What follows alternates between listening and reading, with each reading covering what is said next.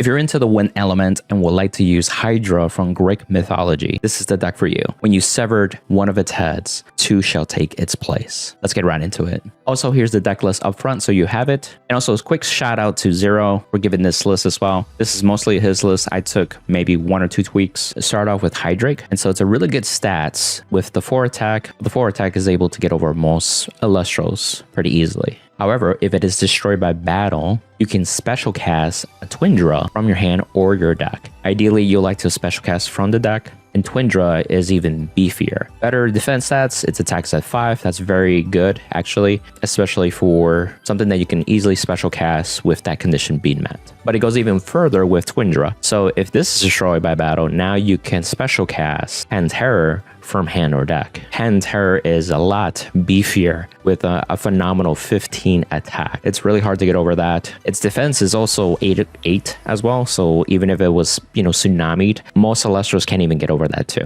But what makes it even more annoying if this card is destroyed by your opponent's card effect, so it's no longer tied to the battle by any card effect, such as like Earthquake, you can special cast as many Hydrakes and Twindras from your deck or hand if need to be. So this will replace itself with multiples of what's remaining in your deck, which is actually really nice. And so once this is on the board, it's pretty hard to get over it. So your opponent has to really use a good amount of resources to get rid of it if they don't have something like Earthquake. To help with this strategy, meanwhile, especially if it takes some time to get up the chain of Penterror, we have Windjinn. And so this lets you foretell 3. You check the top 3 and you stack them in any order. But it has an added benefit that you basically declare a card name. And if those top 3, one of them is the declared name, you're able to special cast this into the next one, which is Tornadjinn or Tornadjinn. And this guy is also pretty strong on his own. He has an 8 attack. And then also if you did this, that means you got the card that you called. So you +1 and you special ascended essentially.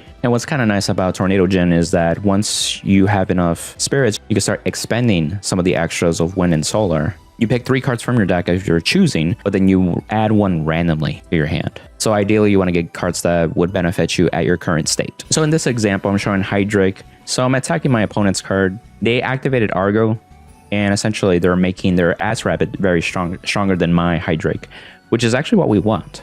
So we're going to use Hydrake's effect, grab the Twindra from deck, and special cast it right now. The downside of this line is that you lose the spirits from Hydrake. You have to enchant spirits from your spirit deck onto this. And I'm repeating the process again because I can get Penterror out quicker this way. And of course, enchant it with the 3 wind spirits. And now this will definitely get over the Ass Rabbit. But also now we have something that's very beefy on the board. And it's 3 spirits, so there's a difference of 2. So they take a good amount of damage, especially since they use Argo to get to the Necklace of Harmonia. Here, our opponent actually has the Earthquake and is going to destroy our Penterror. Then Penterror still triggers, and we can start getting our Hydrakes that are still left over in our deck.